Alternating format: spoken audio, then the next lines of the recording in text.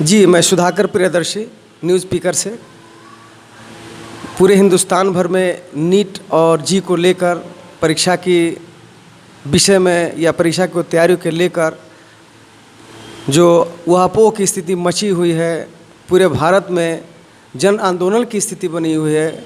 सारे छात्र जो हैं उनके पक्ष में तमाम तरह के राजनीतिक पार्टियां आंदोलित हैं कि यह जी और नीट की परीक्षा नहीं होनी चाहिए।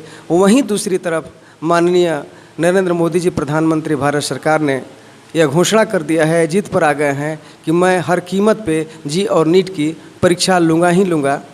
वैसे स्थिति में आम जनता, आम लोग, बौद्धिक लोग क्या सोचते हैं उन बच्चों के हित को देखते हुए, चूँकि कोरोना अपने संक्रमण काल के अत्यधिक उच्चतम शिखर पर है, अपनी शबाब पर है। कोरोना का पेशेंट जो है आज डिटेक्शन की स्थिति यह है कि प्रत्येक दिन लगभग कल तक का रिपोर्ट है कि 76,000 जो है कोरोना संक्रमितों को चिन्हित किया गया है।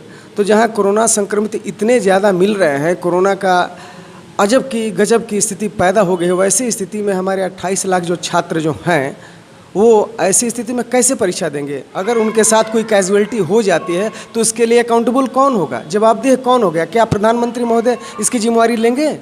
तो हमारे नौनिहाल बच्चे जो हैं देश के कर्णधार है, भविष्य हैं। तो मैं एक अभिभावक से श्री विनोद कुमार सिंह जी से उनका विचार मैं जानने आया हूँ। विनोद कुमार सिंह जी का बच्चा भी जो है नीट और जी का परीक्षार्थी है। वो क्या सोचते हैं इस कोरोना संक्रमण को लेकर और परीक्षा को लेकर, मोदी जी की जिद को लेकर? आइए उनका हम विचार जानते हैं कि वो क्या कहते हैं। जी विनोद जी, आपसे एक मेरा सीधा सा एक छोटा सा सवाल है। जी, सवाल यह है कि नीट और जी की परीक्षा होने वाली है, ये प्रवेश परीक्षा। पूरे भारतवर्ष में नीट और जी की परीक्षार्थी जो हैं लगभग 28 लाख हैं। गार्जियन भी हो सकते हैं और कोरोना अपने चरम बुलंदी पर है। तो ऐसी स्थिति में मोदी जी का यह कहना कि मैं हर कीमत पे इस परीक्षा को करूँगा ही करूँगा, करवाऊँगा, क्या आपको लगता है कि ऐसी स्थिति में परीक्षा नहीं होनी चाहिए, इसको टाल देना चाहिए जब तक कोरोना खत्म नहीं हो जाता है तब तक के लिए, या परीक्षा होनी चाहिए? आप थोड़ा अपना विचार व्यक्त करें। सर, अभी जो स्थिति है, एक इधर पूरा हिंदुस्तान कोरोना झेल रहा है, वहीं हमारा बिहार, असम, बंगाल बाढ़ से झेल रहा है। और हमारे व्यवसायिकों की ये स्थिति है कि 6 महीना से वो बिल्कुल अपने रोजगार को बंद करके पड़े हुए हैं। तो अब मुद्दा होता है एग्ज़ाम लेने का। तो मुद्दा एग्ज़ाम लेने का है तो हमारा जो मैक्सिमम है परीक्षार्थी, 28 लाख परीक्षार्थी में से 22 लाख परीक्षार्थी मध्यम एवं निम्न परिवार से बिलोंग करते हैं। इनके पास कैपेसिटी नहीं है कि वो गाड़ी हायर करके 400-500 किलोमीटर जाके एग्ज़ाम दे सके। अब स्थिति ये है कि 28 लाख जहाँ विद्यार्थी परीक्षा देंगे तो स्वाभाविकता है कि इनके गार्जियन भी जाएंगे। इनके गार्जियन जाने के पीछे क्या है रीज़न कि अभी आप कोरोना से इतने न भयभीत है। आज 2 दिन से लगातार 72,000 पूरा केस निकल रहा है। तो ऐसी स्थिति में इनके गार्जियन भी जाएंगे। अब सरकार क्या जिम्मेवारी लेगी कि पूरे हिंदुस्तान में जो हम नीट और जेईई का परीक्षा लेने के लिए उत्सुक हैं या हिटलर तानाशाही की बात कर रहे हैं, यदि उन बच्चों के साथ कुछ हो जाता है तो क्या सरकार जवाबदेही लेगी? यदि सरकार को लगता है कि नहीं एग्ज़ाम लेना ज़रूरी है, कोरोना कोई चीज़ नहीं है, तो ये ढंग पंगोल छोड़े, सबसे पहले स्कूल कॉलेज खोले। आपका नियम है मोदी जी, जो आपने बोला था कि कोई भी व्यक्ति एक शहर से दूसरे शहर वापस जाता है तो 15 दिन उसको क्वारंटाइन रहना पड़ता है। तो क्या आप ये बताएं कि हमारे बच्चे एक शहर से दूसरे शहर 400-500 किलोमीटर दूर जाएंगे और वहाँ पर सारे किस स्टेट के बच्चे आए रहेंगे, तो क्या उनको क्वारंटाइन आप रखेंगे कि पहले एग्ज़ाम लेंगे? और यदि उस बच्चे को बिना क्वारंटाइन लिए हुए एग्ज़ाम ले रहे हैं आप, 15 दिन तो आपकी बस की बात है नहीं, तो ले रहे हैं, तो कोरोना यदि होता है तो जिम्मेवार आप होंगे। आज से पहले एक एग्ज़ाम हुआ था जिसमें लोग कोरोना से 50 लोगों की मृत्यु हुई थी। तो आप तो भैया आप अपनी हिटलर शाही करेंगे। यदि आपको एग्ज़ाम लेना है और आपको लग रहा है कि कोरोना नहीं है तो पहले स्कूल खोल दीजिए, निजी स्कूल खोलिए, कॉलेज खोलिए, यातायात की साधन सुचारू कीजिए और आप अपने एग्ज़ाम लेने के लिए स्वतंत्र हैं। तो कहने का आपका अभिप्राय, क्या यह माना जाए कि परीक्षा हो जाए? जी नहीं सर, ये बिल्कुल गलत है, ये हिटलर शाही है, तानाशाही शाही है। अब इन स्थिति में लोग कैसे जाएंगे एग्ज़ाम देने के लिए? क्या सरकार ने रेल की व्यवस्था चालू की है? क्या सरकार ने बस की व्यवस्था चालू की है जो हम बच्चों को 300-400 किलोमीटर एग्ज़ाम देने भेज सके? ये मुख्य परिस्थिति है कि हम अपने बच्चे को कैसे भेजें। मेरे पास ये आज स्थिति नहीं है कि मेरे बेटे का सेंटर पटना है, मैं 4000 की स्कॉर्पियो हायर करके बच्चे को एग्ज़ाम देने के लिए पटना भेजूँ। और जब मेरी ये स्थिति है तो न जाने बाढ़ में कितने लोग फंसे होंगे, कितने लोग भोजन के लिए तबाह हैं। इस स्थिति में परीक्षा देना कदापि उचित नहीं है।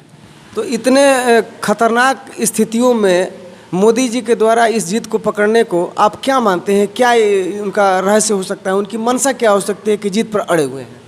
सर, अभी आपने कुछ दिन पहले देखा होगा, मोदी जी मोर नचा रहे थे और उसी दिन यूपी में 5 साल की बच्ची का बलात्कार हुआ।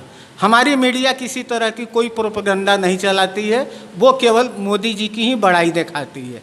ये सरासर पूरे हिंदुस्तान वासियों के लिए अन्यायपूर्ण है। मैं और पूरे बिहार वासी और पूरे भारतवासी इस मुहिम को मोदी जी को फेल करने का काम करेंगे और एग्ज़ाम नहीं देने देंगे।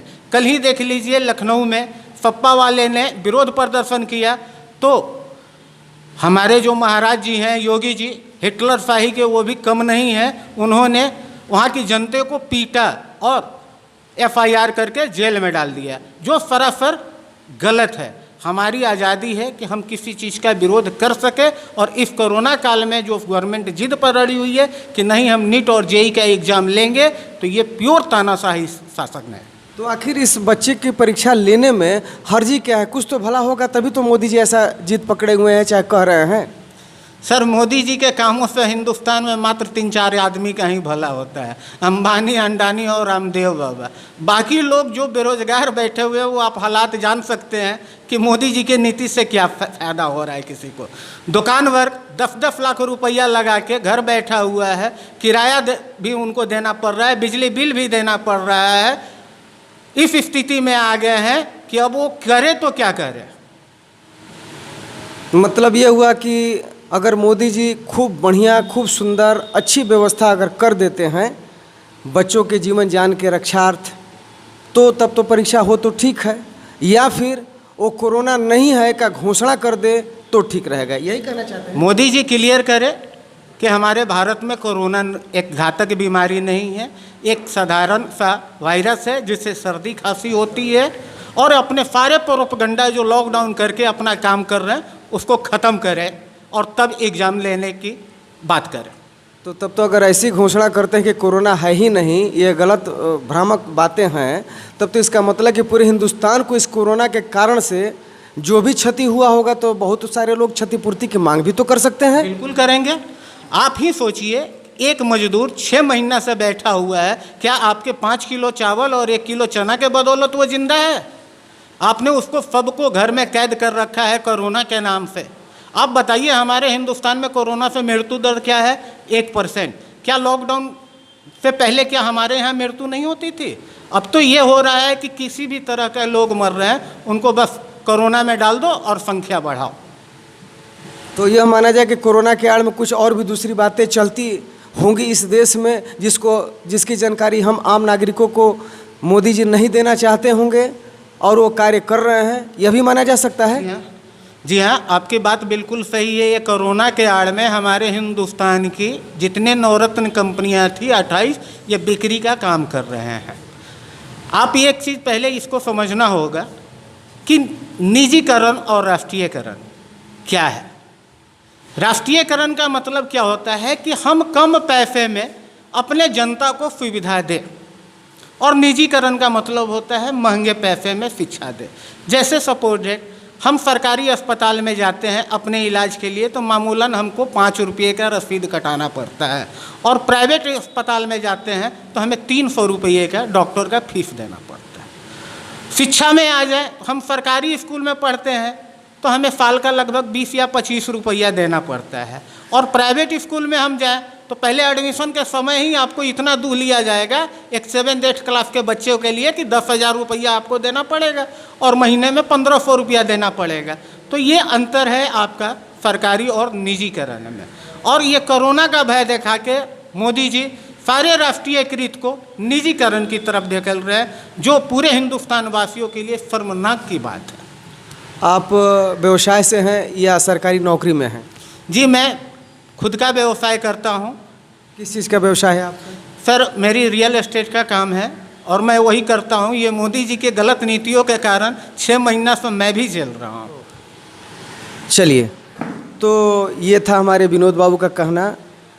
ये सारांशतः यह कहना चाह रहे हैं कि जब तक कोरोना ख़त्म नहीं हो जाता है तब तक बच्चों को परीक्षा दिलवाने की जिद नहीं होनी चाहिए, या फिर मोदी जी खुद ये घोषणा करें पूरे भारतवासियों से कि कोरोना नहीं है, यह गलत है, तब तो ठीक है।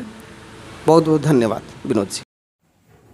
Hi, I'm Sikandar from Bihar, a JEE aspirant. I'm very disappointed to the Supreme Court regarding postponement of JEE and NEET examination. I just want to urge to the government, please do something. We have been isolated for the last 6 months. Please don't examine our patients. Our life lies in our family, in our parents. If something mishappen in future, then who will be the responsible for this? If you are really a well-wisher for the student, then please for some time postpone this examination. We are not demanding for the cancellation, just for some time, because the number are increasing drastically. Last day 72,000 cases has been registered. So I just want to urge to the government, please postpone these examinations. A humble request from all of the students. Thank you. Amity University, Chhattisgarh. Do exams are more important than a student's life? सबके अलग अलग perspective है। So due to this different perspectives, ये topic rather than solution ये debate बनता जा रहा है। तो डिबेटिंग करने से अच्छा है हम इसके सॉल्यूशंस निकालें, हम हमारे सिस्टम को बोले इसके इफ़ेक्टिव सॉल्यूशंस निकालें, so that each and every students अपना एग्ज़ाम क्लियर कर दे पाए। As a student point of view मुझे लगता है कि ये एग्ज़ाम्स नहीं होने चाहिए। आई नो कि बहुत सारे स्टूडेंट्स ने बहुत मेहनत की है इस एग्ज़ाम के लिए, यहाँ तक पहुँचने के लिए, but if you guys look on the other perspective कि अगर आप ये एग्ज़ाम्स देने जाते हैं, and as we know there are बहुत कम सेंटर्स है यहाँ इन इंडिया, और एग्ज़ाम्स आर लाइक उसमें बहुत सारे, there are 25 lakh students who have opted for this exams of various exams. So come centre होने के बावजूद भी 25 लाख स्टूडेंट्स इसमें अगर हम देखा जाए तो, और and the distance of centre is very far from the students house. सो देखा जाए तो वो लॉन्ग डिस्टेंस ट्रैवल करके जाएगा अपने सेंटर में, एंड इफ़ वो सेंटर गया उसको वहाँ रहने खाने का अलग से charges in this pandemic is totally impossible, मतलब कोई देगा नहीं ऐसा वाला। So and the second point is कुछ स्टूडेंट्स अपने पेरेंट्स को लेके जाते हैं, तो they are like increasing the risk for their life in this global pandemic. अगर हम चाहते हैं कि ये एग्ज़ाम्स हो, अगर वेरियस स्टूडेंट्स चाहते हैं कि ये एग्ज़ाम्स हो, तो रादर देन डिबेटिंग और ट्वीटिंग ऑन ट्विटर कि अपना रेज दिखा के कि एग्ज़ाम्स नहीं हो रहे हैं ये सब, rather than we should find effective solutions. हम अपने सिस्टम को बोले कि increase the number of centre so that social distancing can be maintain. And about talking about social distancing, it is a myth, it is a totally myth कि अगर कोई student जाएगा exam देने इन दिस मास नंबर, कोई भी social distancing maintain करेगा। अगर करेगा रादर देन एग्ज़ाम कंप्लीट करने के बाद, आई डोंट थिंक कि कोई भी स्टूडेंट सोशल डिस्टेंसिंग मेंटेन करेगा, right? So we should ask our system to increase the number of centers safe transport and various safety measures so that ये exams अच्छे तरीके से कंप्लीट हो पाए। और जब तक ये इफ़ेक्टिव सॉल्यूशंस नहीं आते हैं, आई थिंक कि ये एग्ज़ाम्स पोस्टपोन होने चाहिए टिल जब तक एक अच्छा SOP नहीं मिल जाता कि ये एग्ज़ाम्स कंडक्ट कर सके सेफली। Thank you.